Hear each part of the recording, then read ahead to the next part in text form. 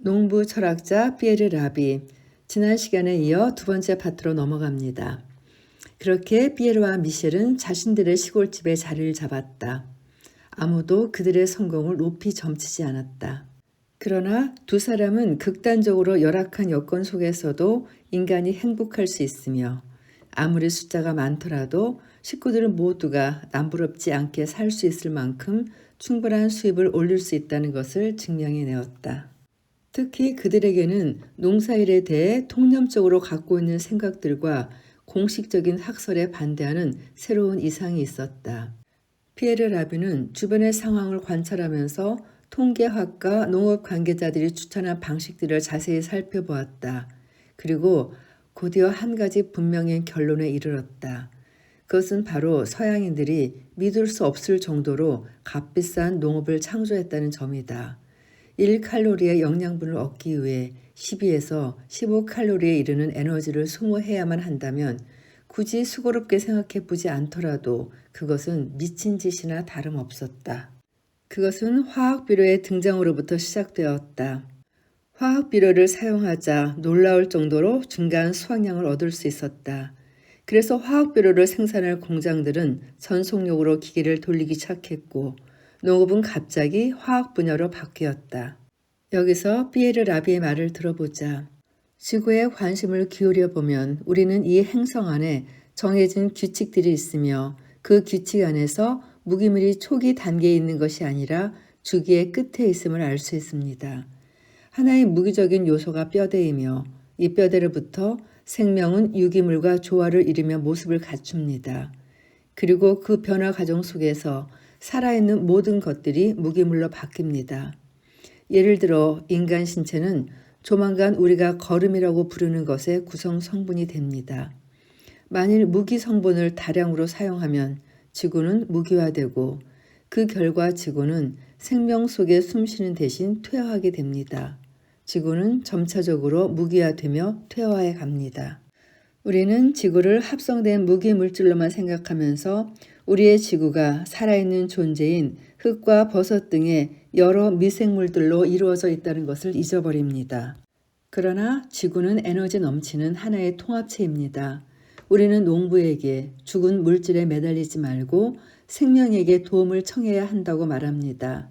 그때 비로소 농부들은 자신들의 역할을 훌륭히 수행할 수가 있습니다. 이것이 바로 생체 동력학의 기원입니다. 라셀과 나는 피에르 라비의 사상 속에서 아메리카 인디언들이나 마야인들의 세계에서 강하게 느꼈던 신성에 대한 열정을 다시 발견하게 된 것이 무척 기뻤다. 그것은 우주 전체와 연결되어 있다는 일체감이고 천지 만물에 대한 한결같은 경탄의 마음이다. 그 본질적인 주제에 대해 피에르의 말을 들어보자.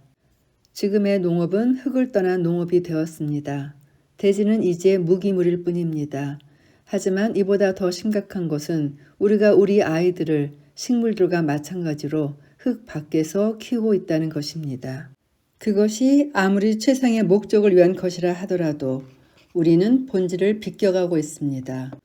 태양열만으로도 우리는 우리를 따뜻이 덮일 수 있고 빛을 밝힐 수 있습니다.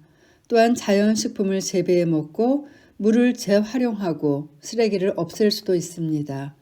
인간이 사라진다면 자연은 더 이상 나빠지지 않을 것입니다. 나는 인간이 얼마나 위험하고 파괴적인 존재인지 자각하고 있었습니다. 인간은 모든 것을 할 수 있습니다. 그리고 그 안에는 가장 광적인 살기가 포함되어 있습니다. 인간으로서 나는 나에게 세계의 파괴의 책임이 있다는 것을 알고 있습니다.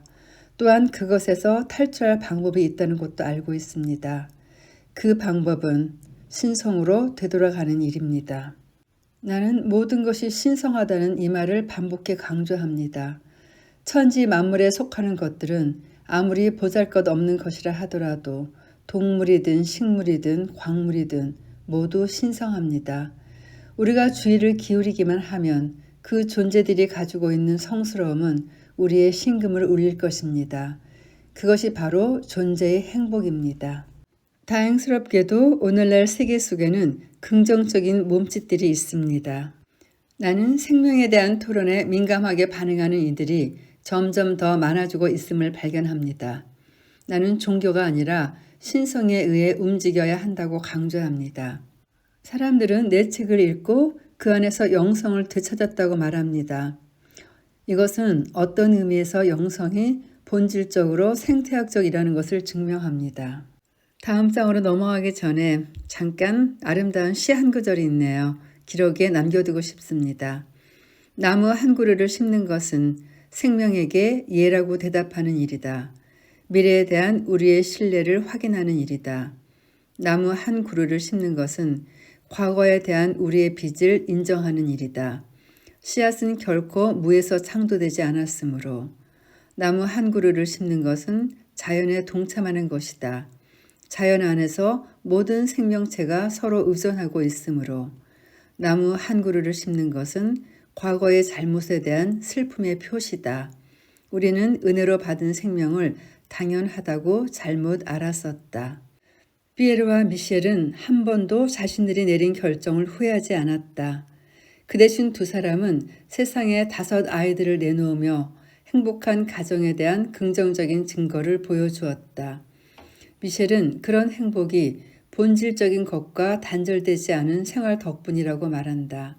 피에르도 그녀의 말에 동의하며 오늘날의 아이들 중 거의 대부분이 마치 현대 농업의 산물과 마찬가지로 흙을 떠나 양육된다고 말한다. 현대의 아이들이 자연과 전혀 관계없는 인공적인 세계 속에서 자라난다는 것이다.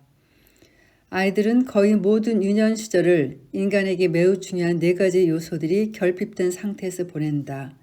그 4가지 요소는 물, 불, 공기, 흙이다. 자동차 배기가스만을 호흡하는 아이들에게는 공기가 부족하다. 정수된 물만을 마시기 때문에 물이 부족하고 아스팔트 위만 걷기 때문에 흙이 부족하다. 또한 불이 부족하다. 가스레인지에 불꽃만을 들여다보기 때문이다. 그래서일까요? 요즘 사람들이 불멍, 물멍 하는 거 말이죠. 사막의 자손인 피에르는 언제나 돌발적인 기후변화에 예민했다. 또한 그는 인도나 중국 같은 나라들이 서구화되며 급성장하는 것을 걱정한다. 그의 의견에 따르면 중국에서도 농민들은 사라지고 있다. 이제 그들은 더 이상 흙묻히며 일하고 싶어 하지 않는다. 가장 심각한 것은 그들의 식단이 육식으로 바뀌어가면서 가축에게 먹기는 곡물의 양이 늘어가고 있다는 것이다. 나라를 존속시키기 위해서는 농부들에게 의지해야 한다는 것을 일깨워줘야 한다. 어떤 나라도 농부에 기대지 않고 발전한 나라는 없다.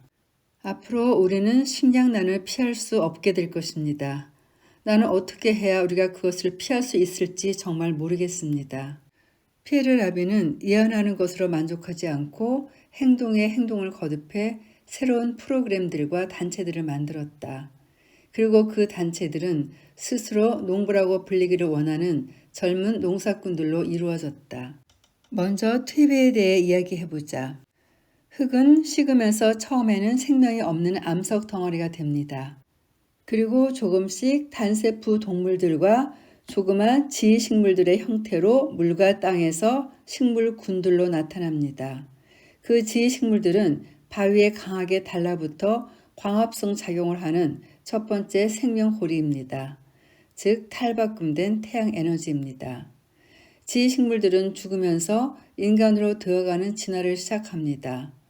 죽은 지식물들은 조금씩 유기적 요소들을 만들고 이것은 무기 성분들과 결합됩니다. 이렇게 첫 번째 진화가 시작되는 것입니다. 또한 이렇게 형성된 최초의 거름에서 구살과 같은 커다란 식물들이 생겨납니다.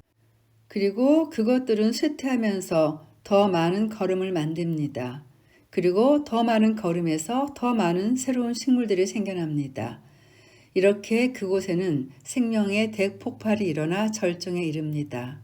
이것이 거름이 생명의 열쇠가 되는 이유입니다. 피에르 라비가 제시하는 방법에서 퇴비가 얼마나 중요한지 알려면 이것을 이해해야 한다. 그는 흙에 어떤 요소가 결핍되었다 하더라도 화학 물질들을 더 이상 흙에 보태지 말고 전적으로 자연적인 방법으로 만들어진 퇴비를 사용해야 한다고 말한다. 이것이 바로 생명 농학의 기초다. 피에르는 퇴비를 만든 경험에 대해 이야기하면서 처음엔 자신도 약간 회의적이었다고 고백한다. 그러나 그는 처음 퇴비 구덩이를 열어보고 감탄을 했다고 말했다. 그 정도로 동물의 배설물과 식물들이 만질 수도 있고 냄새도 좋은 부식토가 되어 있었던 것이다. 이런 일을 하면서 그는 자신이 인류를 위해 일한다는 느낌을 받았다. 흙이 비옥해질수록 주어진 면적에서 자연이 더 많은 사람들을 먹일 수 있기 때문이다. 피에르가 내세우는 제안들은 때로 사람들의 눈에 도전적으로 보일 정도로 특별하다. 그 제안들에는 표까지 준비되어 있는데 그 예가 바로 한 가정의 1헥타르다.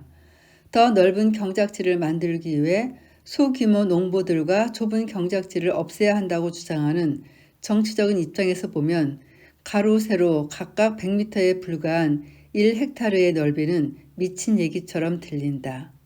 하지만 농업이 산업화되면 농부들은 자급자족할 수가 없게 된다. 피에르 라비가 제안하는 한 가정의 1헥타르는 위험한 유토피아로 보일 수도 있다. 하지만 그 땅이면 적어도 한 가족에게 필요한 식량은 생산할 수 있다는 것을 알아야 한다. 그의 말의 힘은 그가 자신이 알고 있는 것만을 말한다는 데 있다. 그는 자신의 말맞다나 까다롭게 구는 땅 위에서 10년 동안 대가족을 먹여 살렸다. 또한 자식들을 키워 자신들의 길을 찾아갈 수 있도록 해주었다. 그가 증명하고 싶었던 것은 1헥타르의 땅을 경작하면서도 살 수 있다는 것과 만족할 만한 방법으로 한 가정을 먹을 수 있다는 것이었다. 그것을 더욱 확실히 하기 위해 우리는 친구들의 도움을 받아 이곳에서 가까운 곳에 있는 작은 농장 보리웨를 사서 실험적으로 1헥타르의 경작지를 만들었습니다. 그때부터 우리는 그곳에 농부가 되기 위한 길로 뛰어든 사람들을 돕기 위한 단체를 만들었습니다. 시골에서 단순하고 근면한 삶을 살기 위해 도시를 떠나고 싶어하는 젊은이들을 날은 갈수록 점점 더 많이 만납니다. 우리의 역할은 바로 그런 이들을 도와주는 일입니다. 이런 것들이 바로 우리가 대지와 인간애라고 부르는 단체에서 하는 일들입니다. 우리는 그 단체에서 일주일 기간의 수업 프로그램을 만들었습니다. 그곳에서 자연 친화적인 방법으로 밭 가꾸기, 실천적인 환경 보호 등 대지에 대한 수업을 합니다. 도시에서 온 이들은 먼저 시골에 적응해야 합니다. 그리고 흙은 불확실한 모든 것들의 확실한 토대가 된다는 것을 알아야 합니다. 내가 자꾸 반복해 말하는 것을 이해해 주십시오. 하지만 이 세상에서 본질적이고 확실한 가치를 가진 단 하나의 것은 바로 흙입니다. 스스로 먹을 것을 만들어낼 수 있는 사람들만이 진정으로 안정된 삶을 사는 것입니다. 피에르 라비는 끊임없이 창조한다는 점에서 감동을 준다. 그는 자신의 농장에서 가족과 함께 사는 것에 만족하고 행복해했다. 그는 그것 말고 세상의 다른 것들에는 관심이 없었으며 맑은 공기와 고요를 즐겼다.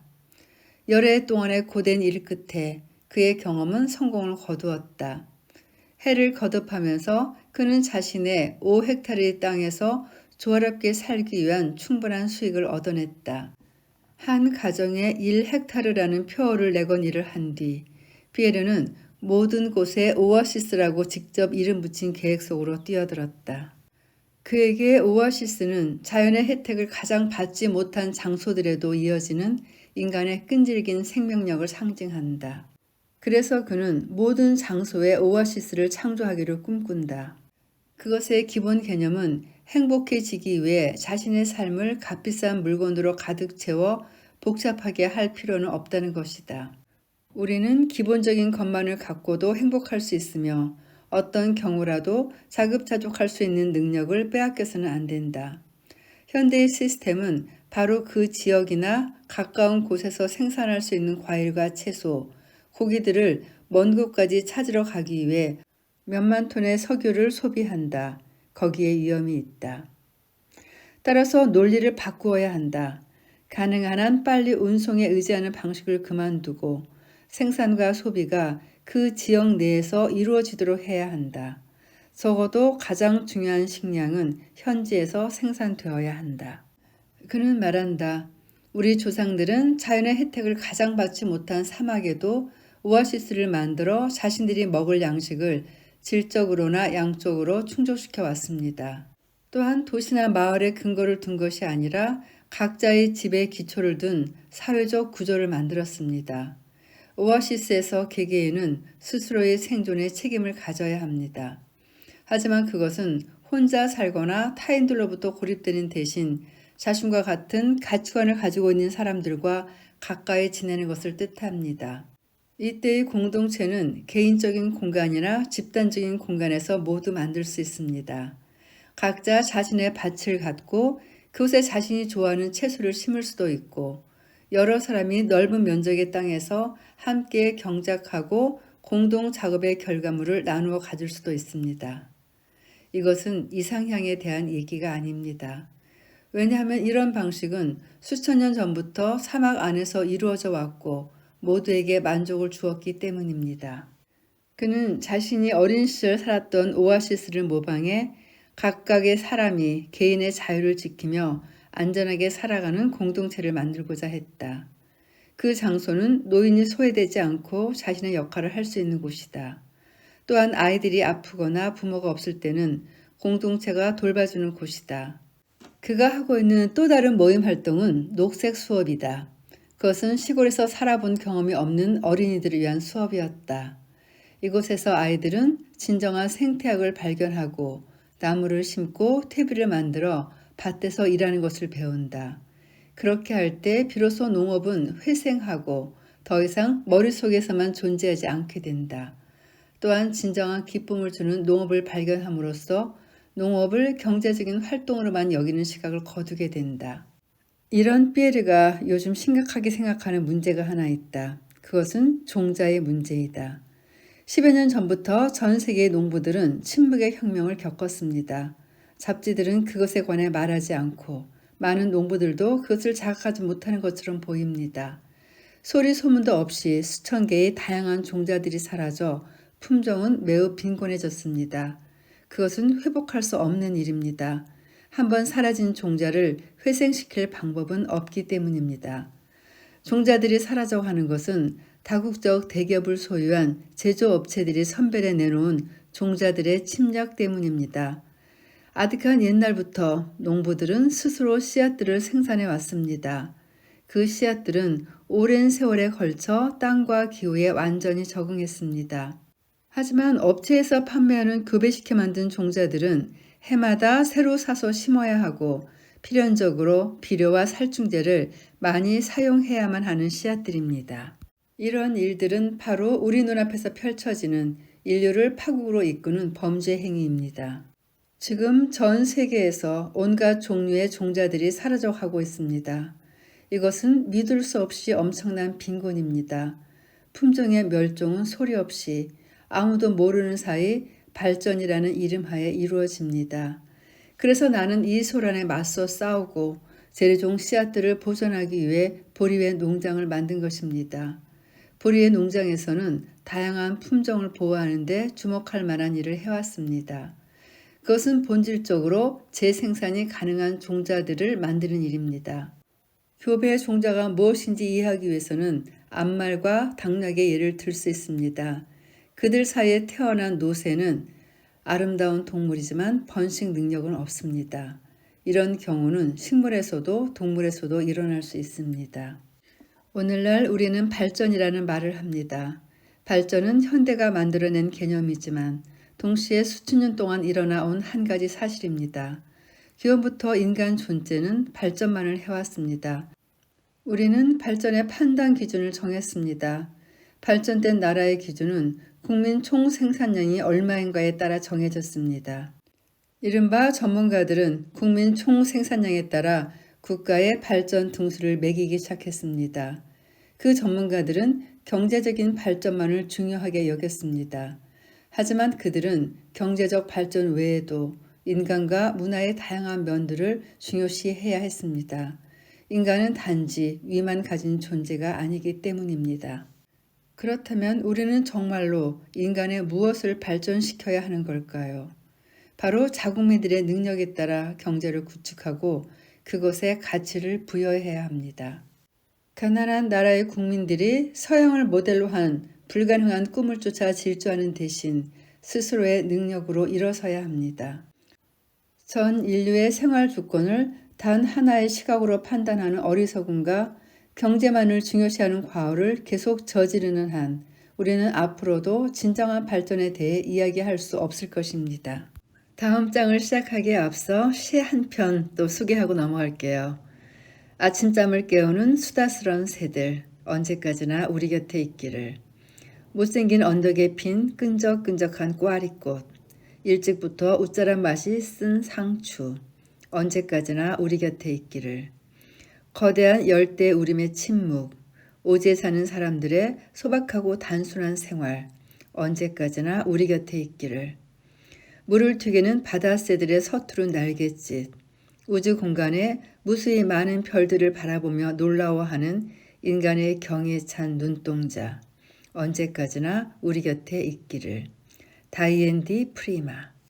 아프리카는 피에르 라비가 가장 염려하는 곳이다. 여러 해 동안 그는 자신을 프랑스인 농부로 생각했지만 그럼에도 불구하고 그가 태어난 대륙은 그의 머릿속을 떠나지 않았다. 피에르 라비는 이렇게 말한다. 나는 아프리카가 가난한 대륙이라고 집요하게 얘기하는 사람들의 주장에 반대합니다. 그것은 사실이 아닙니다.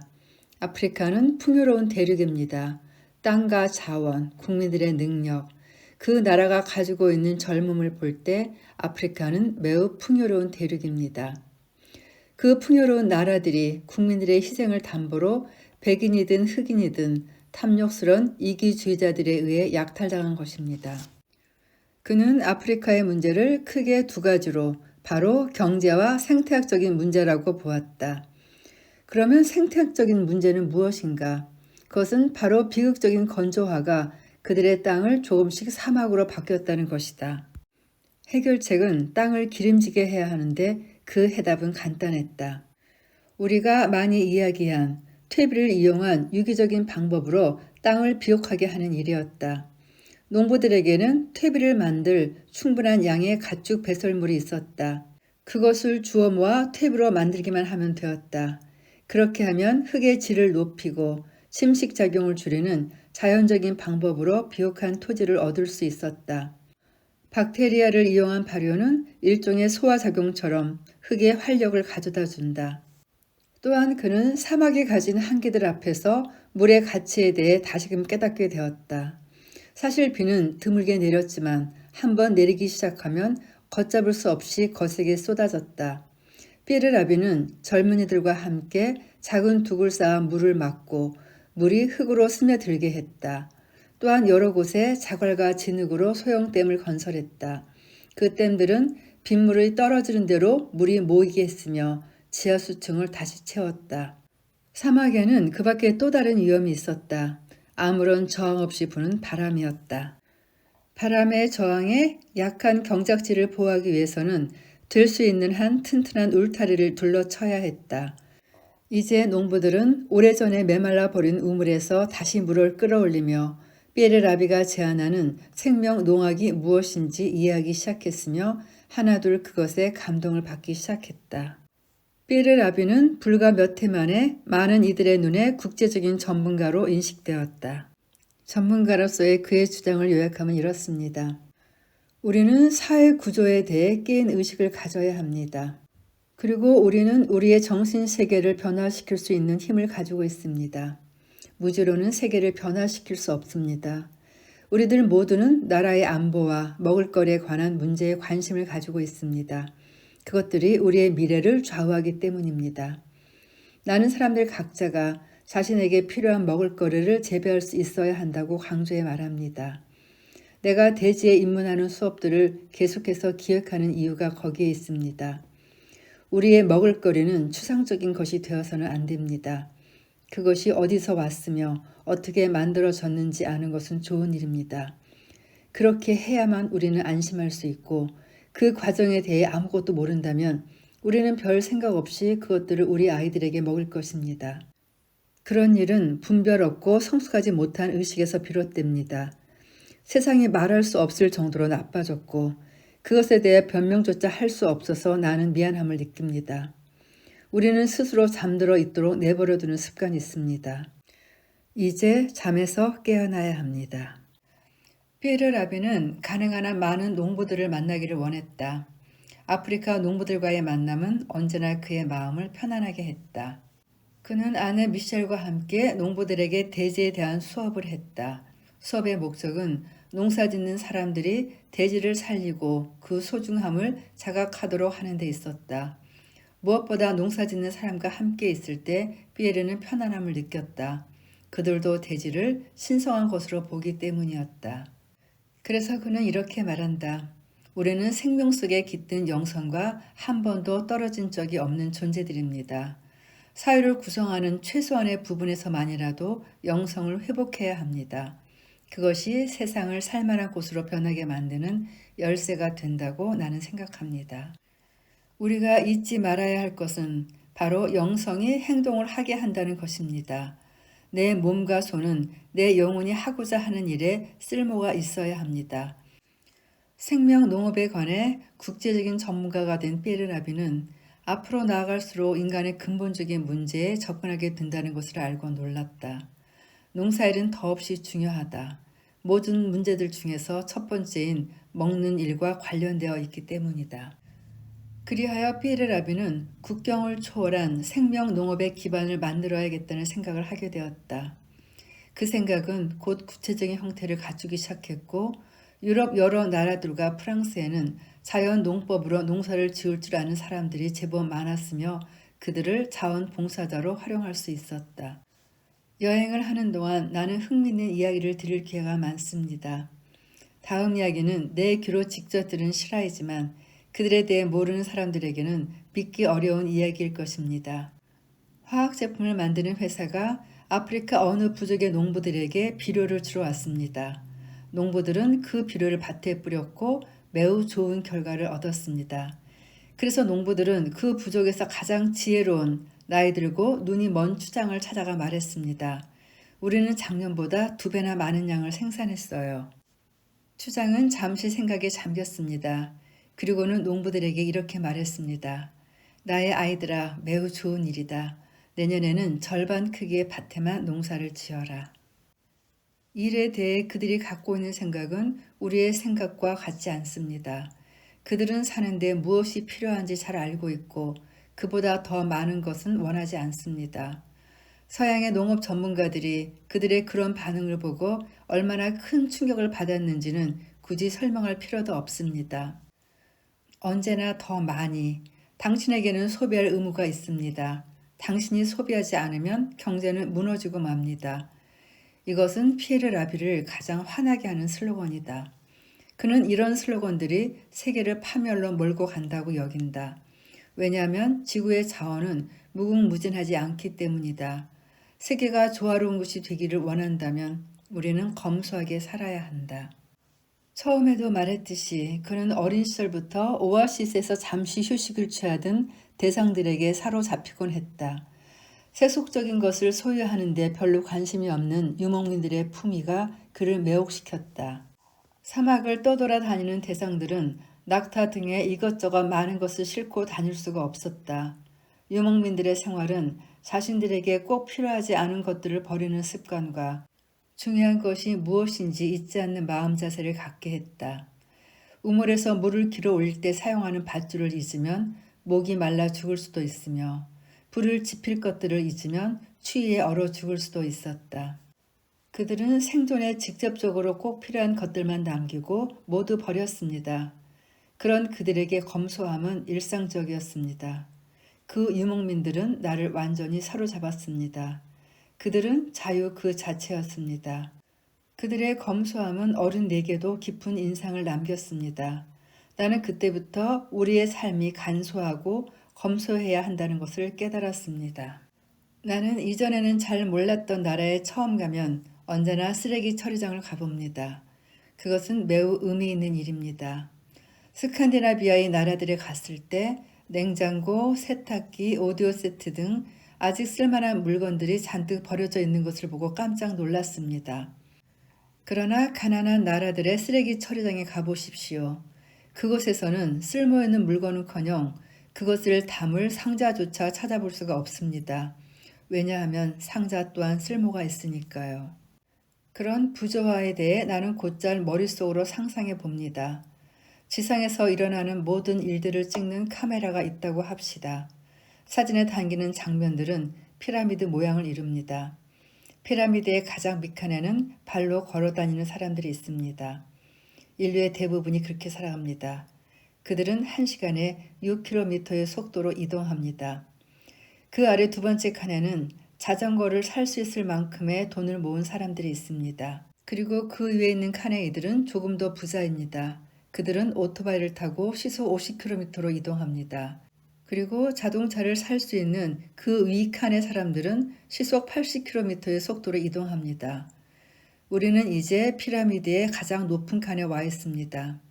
이보다 더 높은 곳에는 비행기를 탄 사람들이 시속 800km로 이동하고 또 더 위에는 콩코드 비행기를 탈 수 있을 만큼 아주 돈 많은 이들이 시속 1500km로 신속히 이동합니다. 그리고 그 모든 것들 위의 피라미드 꼭지점에는 시속 28,000km로 맹렬히 소비하는 소비자들이 있습니다. 이렇게 나는 피라미드의 여러 칸들 사이에는 공통점이 있습니다.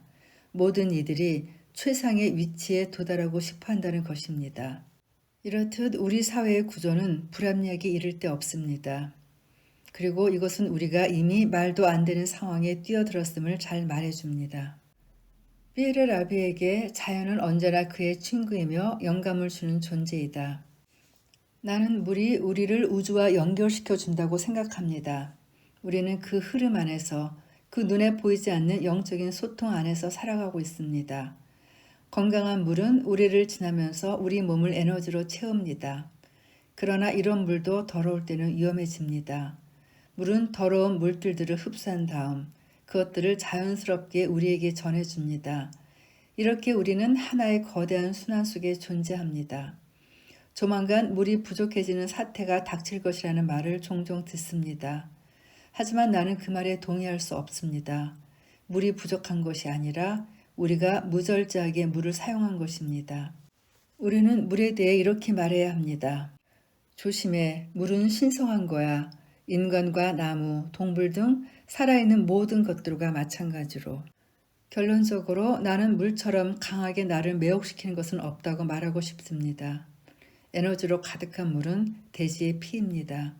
그것을 잊지 말아야 합니다. 대화를 나누는 동안 우리는 피에르 라비가 몇 차례에 걸쳐 분개하는 것을 보았다. 그래서 우리가 인간에 의해 좌우되는 동물들의 운명에 대해 말해달라고 부탁하는 것만으로 그는 제법 화를 내듯 열변을 토했다. 야생 동물이든 가축이든 관계없이 피에르 라비에게 그것은 매우 중요한 주제다.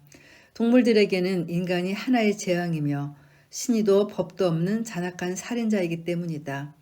그러나 더 심각한 것은 인간이 동물들에게 가하는 고통을 의식하지 못한다는 것이다. 우리가 동물들에게 가한 고통의 무게가 얼마나 큰지 깨닫게 될 그날까지 이 비극은 멈추지 않을 것이다. 우리 인간이 동식물을 비롯해 지구에 살고 있는 모든 존재에게 가한 잘못들이 결국 우리 자신에게 돌아오고야 만다는 것은 아무리 반복해서 말해도 충분하지 않다. 우리는 동물들에게 끝없는 고통을 가하고 나아가 그것을 일반적이고 당연한 사실로 만들어 버립니다. 언젠가 돼지 사육장으로 가본 일이 있습니다. 우리는 바닥에 발이 묶여있는 암돼지 앞에 이르렀습니다. 그 돼지는 새끼들을 밟지 않고 쉽게 젖을 먹일 수 있도록 하기 위해 그런 식으로 묶여 있었습니다. 매우 편리하고 논리적인 방법이었습니다. 그러나 그 암돼지들은 새끼 돼지들이 한 살이 될 때까지 전혀 움직이지 못하고 그렇게 묶여 있어야 했습니다. 오늘날의 가축 사육장에서는 닭, 소, 칠면조, 거위 등이 예외 없이 그런 방식으로 사육됩니다. 수익성이라는 이름하에 인간은 상상할 수 없이 끔찍한 집단적인 가축 사육장을 만들었습니다. 예를 들어 그들은 송아지를 하루 종일 사육장에 작은 우리에 가둬둡니다.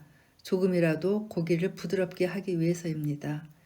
알을 낳는 닭들이 겪는 고통에 대해서는 더 이상 말하지 않겠습니다.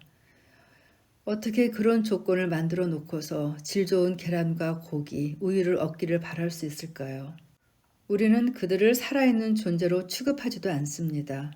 그러면서 우리 스스로를 만물의 영장이라고 여깁니다.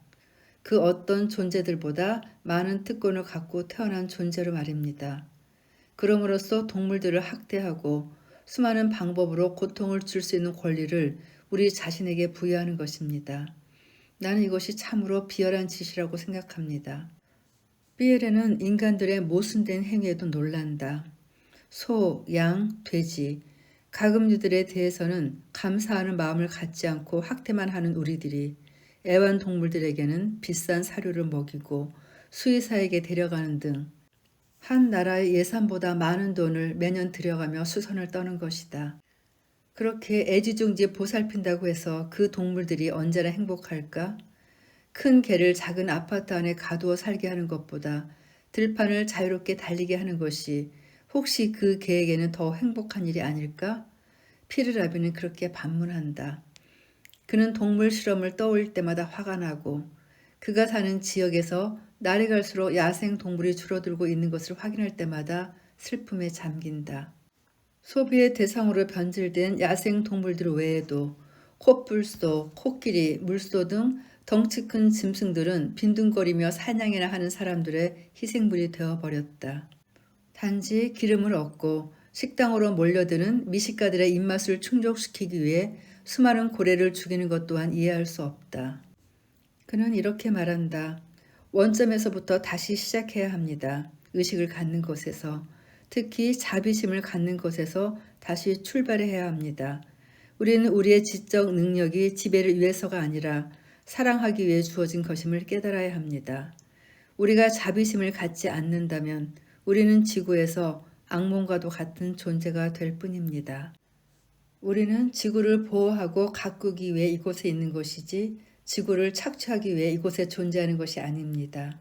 우리는 이 행성을 착취하고 동물들을 지배하기 위해 이곳에 있는 것이 아닙니다. 우리가 살고 있는 이 대지와 그 위에 존재하는 모든 것을 사랑하기 위해 여기에 있는 것입니다. 나는 많은 기독교인들을 만났습니다. 그때마다 그들 대부분이 자연의 진정한 가치를 느끼지 못하는 것을 보고 놀랍니다. 기독교인들은 자신들이 자연의 주인이며 지배자라고 여깁니다. 확신하건대 자연과 동물, 나무와 식물에 민감히 반응할 줄 알아야 종교적인 인간입니다. 인간을 모든 것들에 위에 올려다 놓고 우리 인간들에게 지구와 식물, 동물과 바다를 하고 싶은 대로 마음껏 할 권리를 안겨주는 선언들을 나는 이제 더 이상 듣고 싶지 않습니다. 나는 우리를 둘러싸고 있는 창조물들이 이 대지 위에서 우리와 똑같은 권리를 가지고 있다고 주장합니다. 인간들이 약탈자가 되는 것을 이제 그만 멈추고 동물들이 우리에게 준 모든 것들에 감사하는 마음을 가져야 합니다. 나는 모든 인간이 당장 오늘이나 내일 채식주의자가 되어야 한다고 말하는 것이 아닙니다. 하지만 사람들이 자신들에게 영양을 공급하기 위해 동물을 희생시킬 때 아메리카 인디언들처럼 그 동물에게 감사하는 마음을 표시하고 동물에게 불필요한 고통이 가해지지 않도록 해주기를 바라는 것입니다. 나를 믿어주십시오. 그 한 가지만으로도 많은 것이 바뀔 것입니다. 우리가 동물에게 불필요한 고통을 가하는 것을 멈출 수 있다면 더 이상 텔레비전에서 투 중계를 보지 않아도 될 것입니다. 만일 인류가 지구상에서 전부 사라진다면 코끼리, 코뿔소, 고래 등 모든 동물들이 신이 나서 축제를 벌일 것입니다. 인간은 이제까지 우리가 믿어온 것처럼 만물의 영장이 아닙니다. 그러나 인간이 자비라는 덕을, 정말로 귀한 덕을 쌓는다면 그때 우리는 진정 멋진 존재가 될 수 있습니다. 농부 철학자 피에르 라비, 그의 생각을 짧게나마 요약해 보았습니다. 삶의 방향을 정해주는 그의 생각, 그의 철학, 그의 행동, 그의 모든 것에 진심으로 존경과 감사를 드립니다. 앞에서 피에르 라비와 미셸은 5명의 아이를 가졌다고 했는데요. 그 아이들의 후일담도 맨 마지막 장에 실려 있습니다. 피에르와 미셸은 자식들에게 공동체 의식을 가르쳤다. 그리고 아이들이 현대 교육이 가진 재앙인 과도한 경쟁과 멀리 떨어진 삶을 살게 했다. 살기 위해서 경쟁을 해야 한다는 주장은 크게 잘못되었으며 그런 생각이 현대의 젊은이들을 불안에 떨게 하는 원인이 된다는 것을 그들은 증명해 보였다. 그 증거가 바로 피에르와 미셸의 5 아이들이다. 그들 모두 현재 자신이 행복해하는 일들을 하고 있다. 저는 피에르와 미셸이 아이들에게 세상에서 가장 아름답고 위대한 유산을 물려주었다고 생각합니다. 그리고 오늘 녹음을 하는 저도 이 녹음이, 이 내용들이 제가 아이들에게 남겨주고 싶은 저의 유산이라고 생각합니다. 녹음 오늘 여기서 마치겠습니다. 긴 녹음 들어주신 여러분들께 감사드립니다.